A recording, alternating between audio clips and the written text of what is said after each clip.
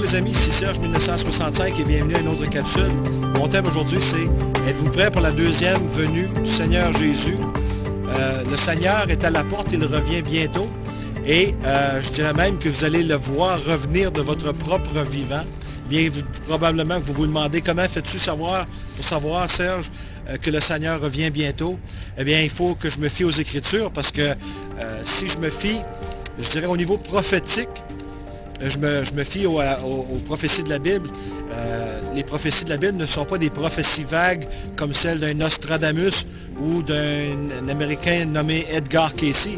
Les prophéties de la Bible sont, je dirais, précises à 100%.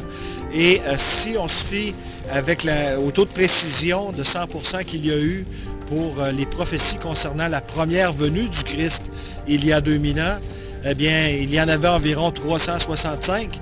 Et elles ont toutes été réalisées avec un taux de précision de 100%. Et ainsi, on peut se fier que les prophéties, je dirais les 1100 quelques prophéties qui annoncent sa deuxième venue, je dirais, si elles sont aussi précises que les premières, eh bien, d'après les observations faites dans les Écritures, eh bien, le Seigneur est à la porte. Et je dirais qu'il y a pas mal de gens qui ne sont pas prêts à le recevoir présentement si l'on constate l'état dans lequel la société est autour de nous.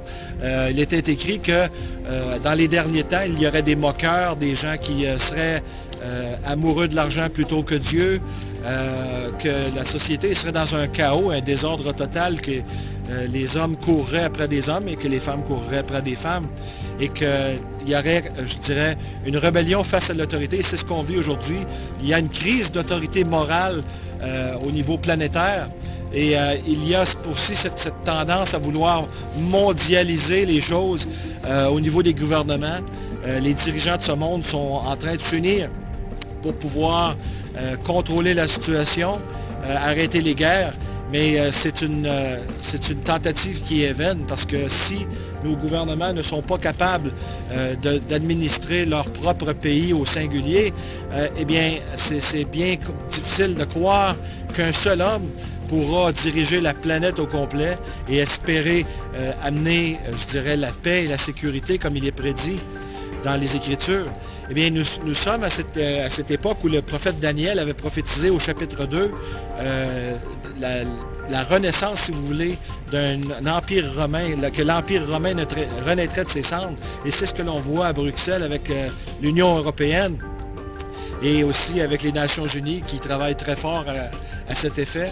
Et on voit au niveau œcuménique qu'il y aura une renaissance d'une religion mondiale où ce mouvement spirituel tentera d'être inclusif pour ne pas déplaire à tout le monde, ce qui est politiquement correct, mais qui n'est pas correct en soi, car la vérité est absolue et Jésus nous donne l'exclusivité de son message quand il dit « Je suis le chemin, la vérité et la vie, et nul ne vient au Père que par lui », eh bien cela exclut le bouddhisme, cela exclut les religions orientales, cela exclut l'islam, cela exclut nos religiosités humaines pour que nous nous concentrions sur la relation personnelle avec Dieu et essayer de le connaître en marche spirituelle, je dirais pieuse, en constante communion avec lui par l'Esprit Saint. Eh bien, si vous voulez savoir si Dieu revient bientôt, cela demande un travail d'enquête. Cela demande que vous ne vous fiez pas seulement sur moi ou ne rejetiez pas tout simplement du revers de la main ce que je vous dis. Parce que si ce que je vous dis est vrai, c'est très sérieux. Ça veut dire que si vous avez de la misère à le croire, c'est que vous n'êtes tout simplement pas prêt. Et moi, ce que je vous suggère, c'est de faire un travail d'enquête immédiatement, car Dieu revient bientôt. Et ce n'est pas un hurluberlu qui vous parle, c'est quelqu'un qui a étudié la Bible, les enseignements bibliques, et qui sait que le message contenu dans les Écritures est bien réel, bien vrai, et authentique et vérifiable au niveau historique. Mais au niveau prophétique, sur le calendrier prophétique de la Bible, eh bien, Jésus est à la porte. Il est à veille, comme il a dit en Matthieu 24, d'apparaître et les gens ne seront pas prêts parce qu'il va apparaître à un moment où nous en attendons le moins. Eh bien, chers amis, si vous avez de la difficulté, je vous invite à ouvrir une Bible dès aujourd'hui, à rechercher dans les prophéties, à demander à Dieu, à prier à Dieu qu'il vous ouvre l'esprit pour comprendre ce qu'il vous dit à travers sa parole. Si vous êtes chrétien, vous savez déjà ce qui se passe. Mais si vous ne l'êtes pas et que vous vous posez des questions, est-ce que c'est vrai? Qu'est-ce qui se passe? Comment faire le ménage dans tout ça, dans toutes les religiosités? Jésus proclame cette exclusivité de son message et la parole de Dieu est vérifiable au travers des siècles.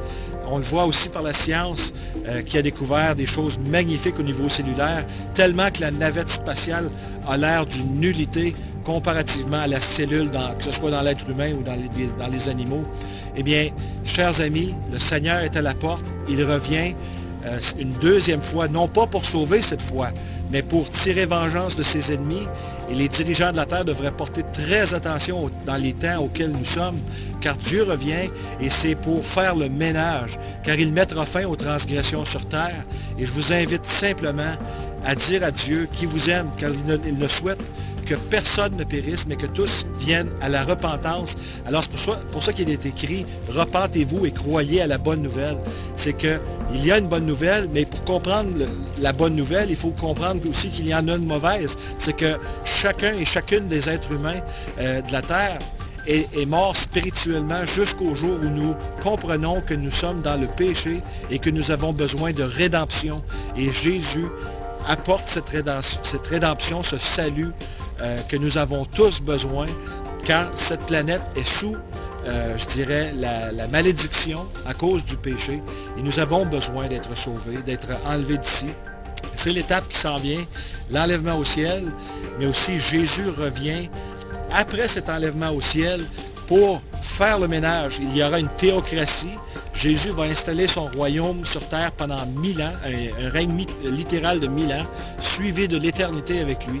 Eh bien, Jésus est à la porte. Ne vous fiez pas à ce que je vous dis. Je vous demande simplement de faire votre travail d'enquête. C'est très important. Votre éternité en dépend. Et c'est ce que je souhaite de tout mon cœur. Je n'ai pas d'argent à faire. Je n'ai pas besoin de votre argent. Ce que j'ai sur le cœur, c'est que tous ceux qui vont écouter ce message parviennent au salut. Et pour ce faire, c'est simple. Vous n'avez seulement qu'à dire « Seigneur Jésus, je suis un pécheur. J'ai péché contre toi, contre tes ordonnances, contre tes commandements, et j'ai besoin d'être sauvé.